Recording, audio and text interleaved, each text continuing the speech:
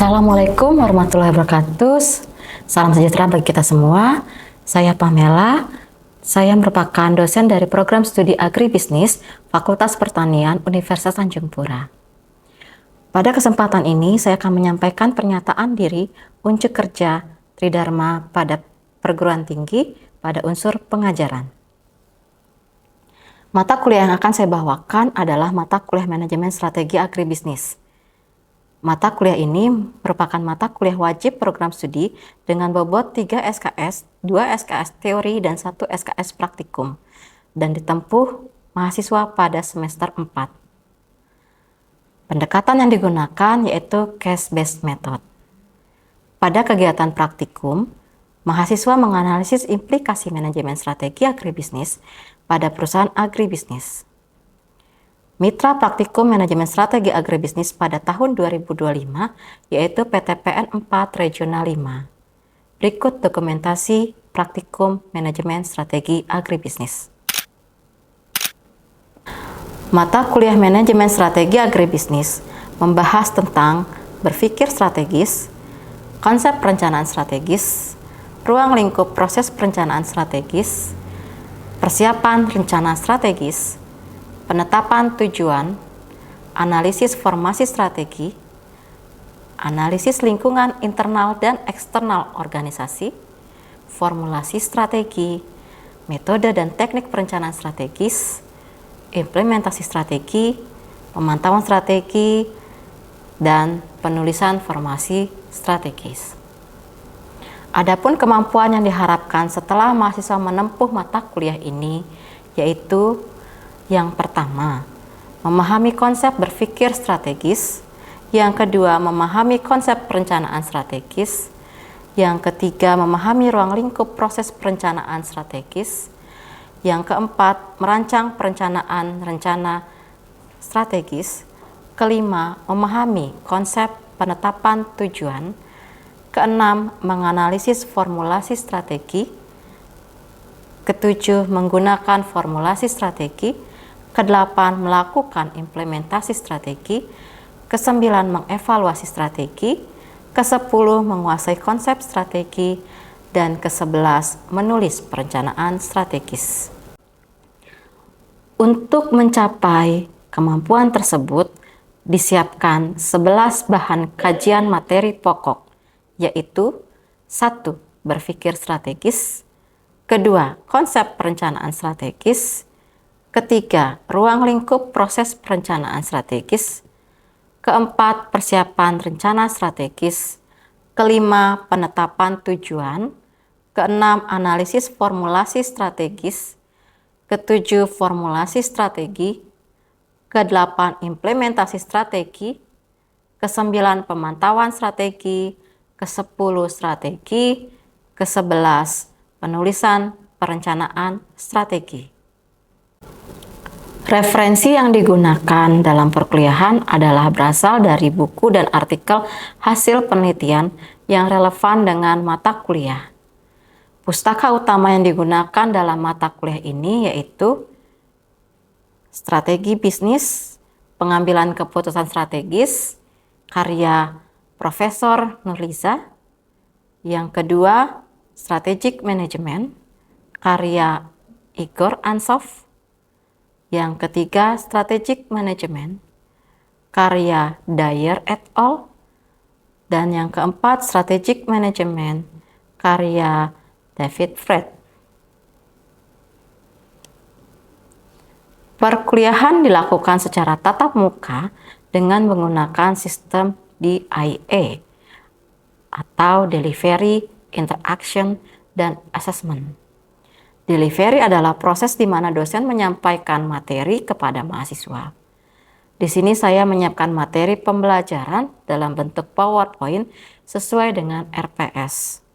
Selanjutnya, metode pembelajaran di kelas pada pertemuan ke-6, saya menerapkan contextual teaching learning, yaitu pembelajaran yang menerapkan konsep-konsep pengetahuan dan lingkungan sekitar, sehingga materi dapat dengan mudah dikuasai melalui pengamatan pada situasi yang konkret. Interaction adalah proses interaksi antara dosen dan mahasiswa yang dibangun dengan menggunakan tanya jawab dan diskusi pada kelas. Asesmen adalah penilaian dan evaluasi yang diberikan oleh dosen kepada mahasiswa dalam bentuk penugasan, pengerjaan, kuis, dan ujian. Berikut video pengajaran mata kuliah manajemen strategi agribisnis dengan materi formulasi strategi. Selamat pagi semuanya. Pagi. Oke, baik. Hari ini kita ternyata sudah sampai pertemuan ke-6. Minggu depan pertemuan ke-7, berarti minggu depannya lagi kita akan jadi UAS. Nah, topik kita pada hari ini adalah formulasi strategis, dan ini nanti akan berlanjut lagi ke pertemuan ke-7. Nah, sebelum kita mulai kegiatan kita pada hari ini, kita berdoa dulu yuk menurut agama dan kepercayaan masing-masing. Berdoa dimulai.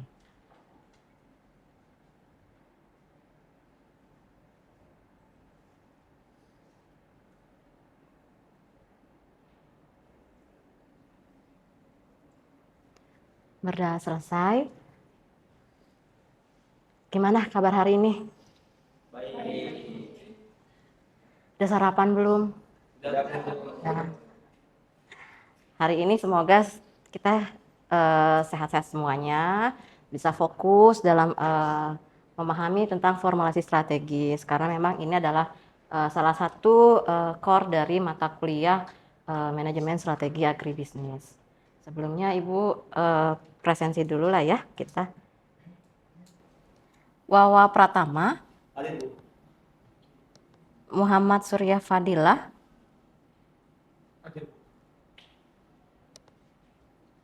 Tria Marcella Sari, Idam, Nehemia Johanda, Dian Erna Sapitri, nggak ada ya? Ada kabar nggak? Nggak tahu ya. Wahyuni Hutahean,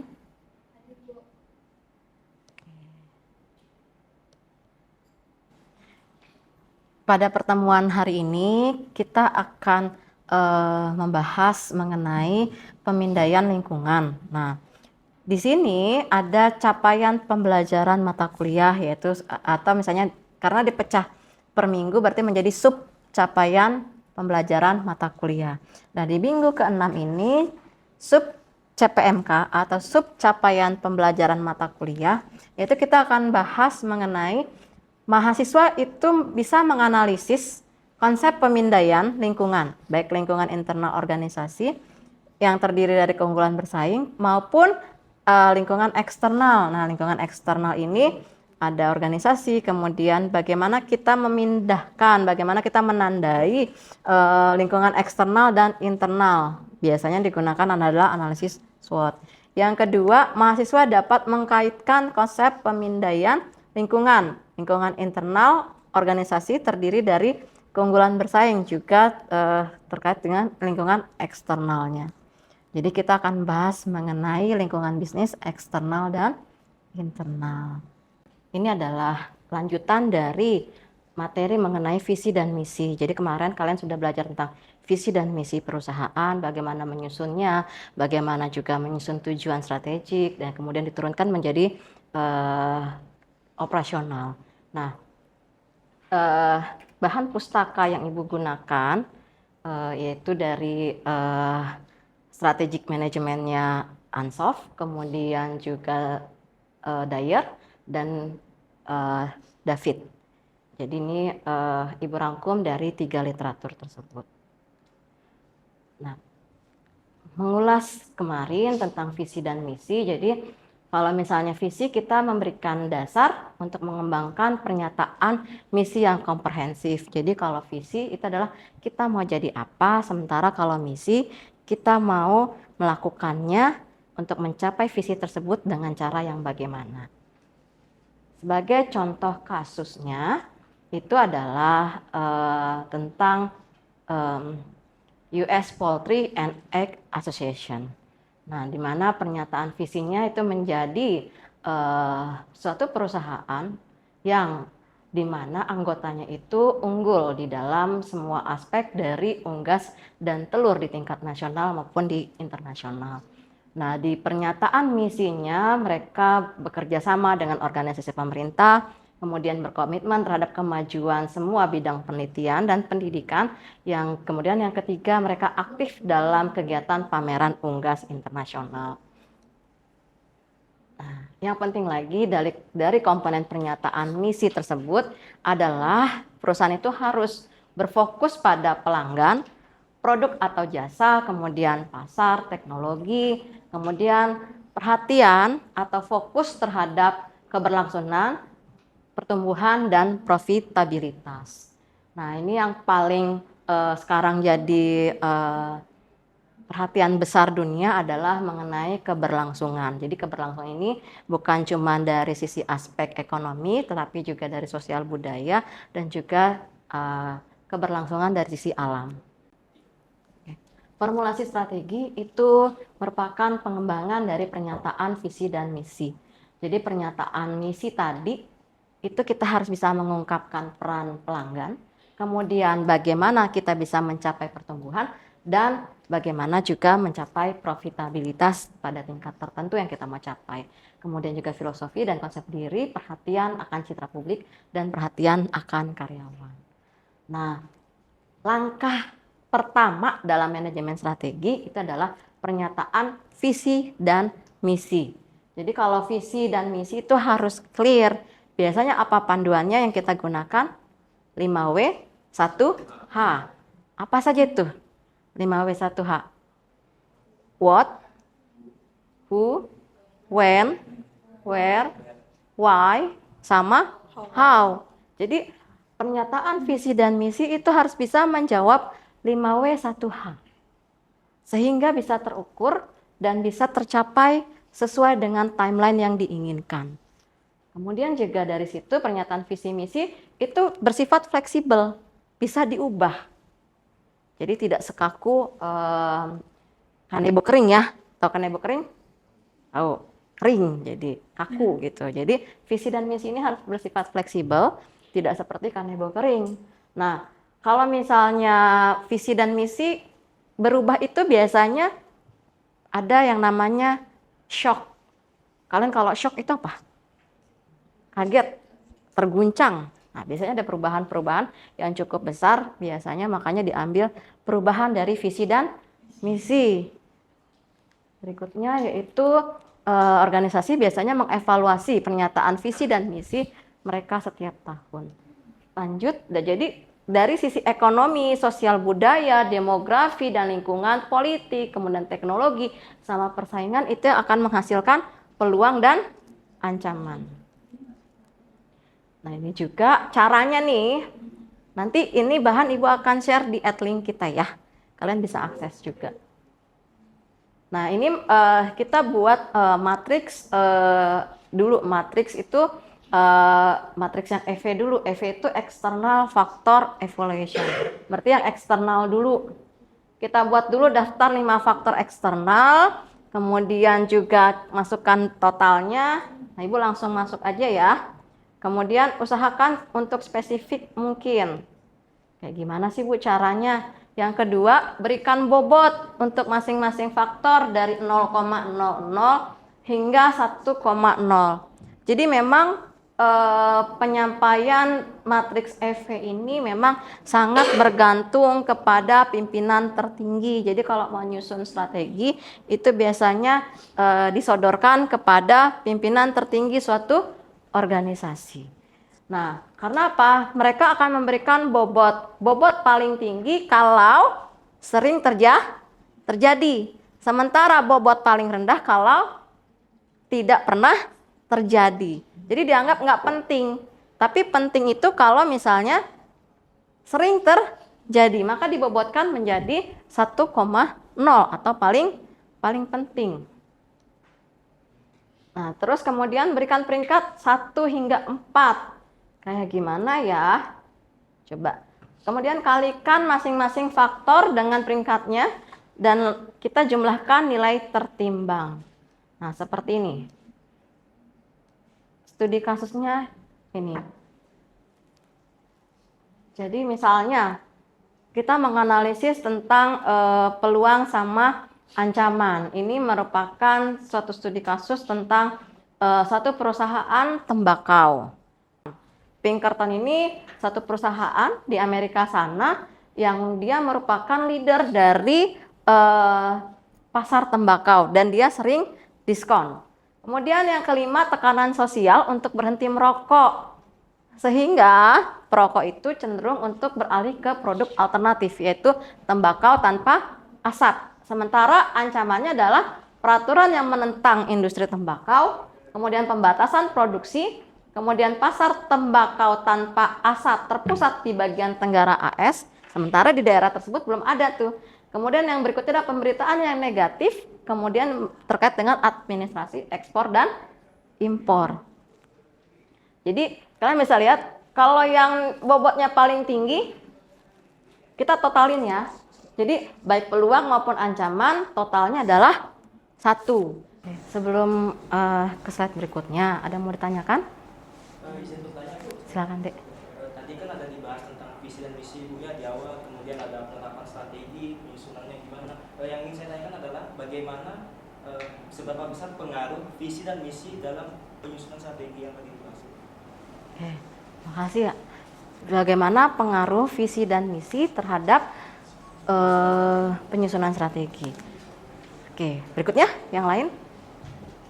Oke, silakan Dek. Saya ingin bertanya bagaimana pengaruh lingkungan eksternal dan internal dalam penetapan tujuan perusahaan.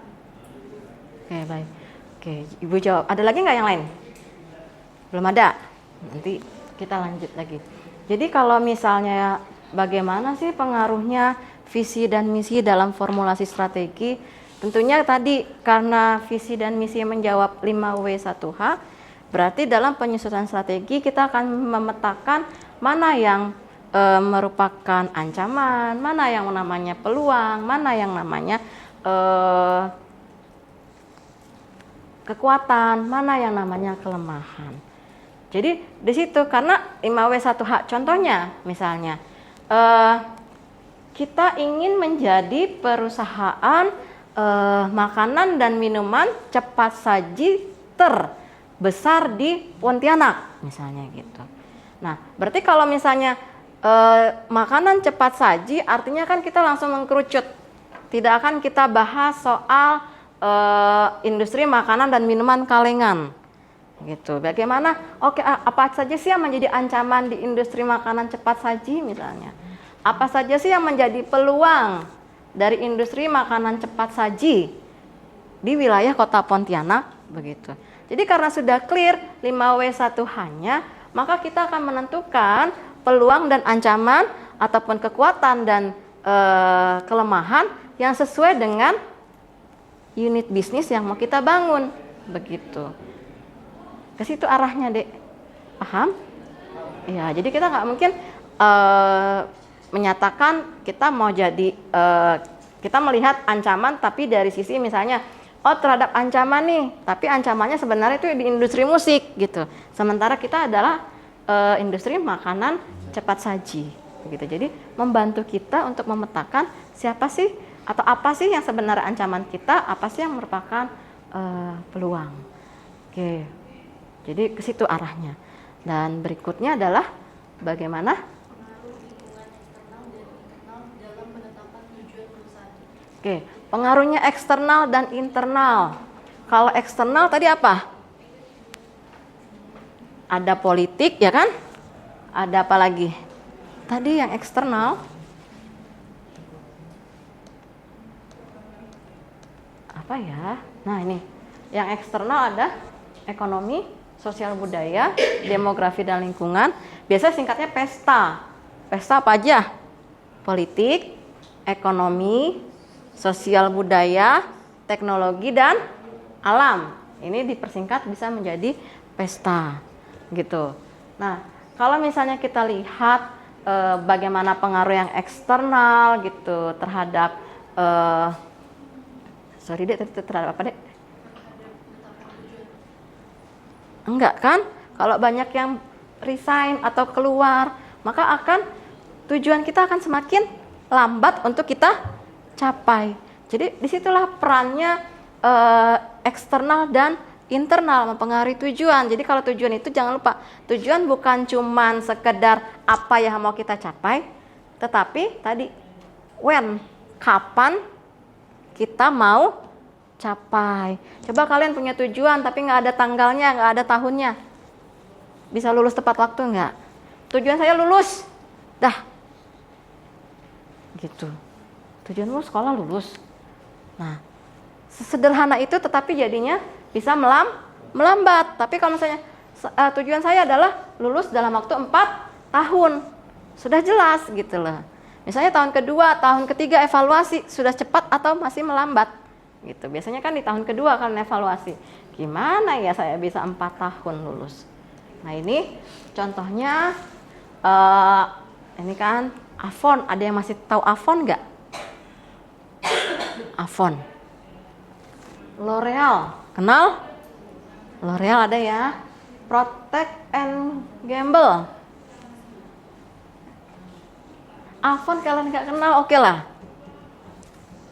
L'Oreal, kenal? Kalau laki-laki apa itu Bu? Protect and Gamble. Ini perusahaan besar loh, masih berdiri sampai sekarang dengan gagahnya. P&G, Pantene. Nama lainnya adalah P&G, Protect and Gamble. Jadi nih tiga ini nih dalam industri kosmetik, Avon, L'Oreal, sama Protect and Gamble. Nah nilai peringkat ini siapa yang memetakan nih? Perusahaan sendiri atau marketing? Marketing.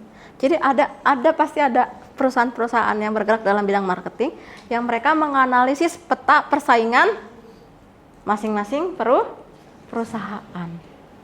Gitu. Jadi bobot-bobot ini itu dilihatnya dari apa? Dari jumlah penjualannya misalnya kan. Kemudian juga kualitas produk, iklannya. Apa aja yang dilihat? Misalnya CPM itu apa sih CPM? Critical faktor penentu keberhasilan. Merupakan faktor-faktor yang mempengaruhi keberhasilan. Ada berapa di situ yang dihitung? Ada iklan, ada kualitas, ada daya saing harga, ada manajemennya, ada posisi keuangan, ada loyalitasnya, ada ekspansi globalnya, sama ada pangsa pasarnya. Nah, di situ dibobotin tuh. Jadi kalau lihat dari sini, skor paling tinggi ternyata siapa? Yang paling tinggi. Lihat nilainya 3,15. 3,25 sama 2,8. Siapa yang paling kompetitif? Yang nilainya paling besar? Yaitu L'Oreal. Terbukti nggak sampai sekarang? L'Oreal dengan P&G. Lebih kuat mana kalau kalian ingat? Yang perempuan deh. L'Oreal kan? Apalagi apa katanya? L'Oreal Paris gitu ya. Paris itu enak gitu. Paris gitu. Coba kalau nyebut L'Oreal Pontianak gitu. Kan gitu. Sementara P&G mungkin kalah karena apa? P&G tidak pernah menyebutkan daerah tertentu. L'Oreal itu menyebutkan pasti desainnya adalah Paris. Kenapa harus Paris? Kenapa nggak Pontianak? Kenapa nggak Jakarta? Paris itu image-nya tentang apa sih? Kalau kita ngomong Paris, kemewahan ya, menara Eiffel gitu kan, padahal cuma menara. Oke, baik. Sebagai bahan evaluasi kegiatan kita pada hari ini, Ibu minta kalian menyekan, kemudian mengisi kuis pada hari ini. Silahkan.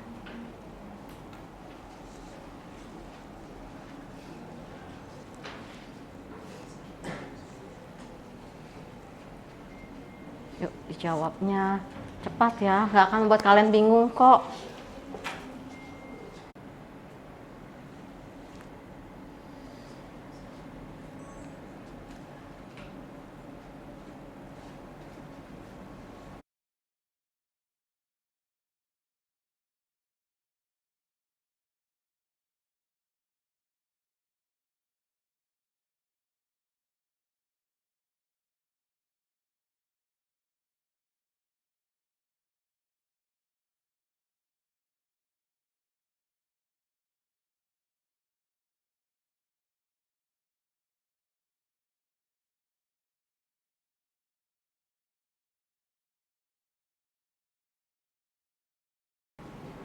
Baik, setelah kalian menyelesaikan kuis kita pada hari ini, kita diskusi ya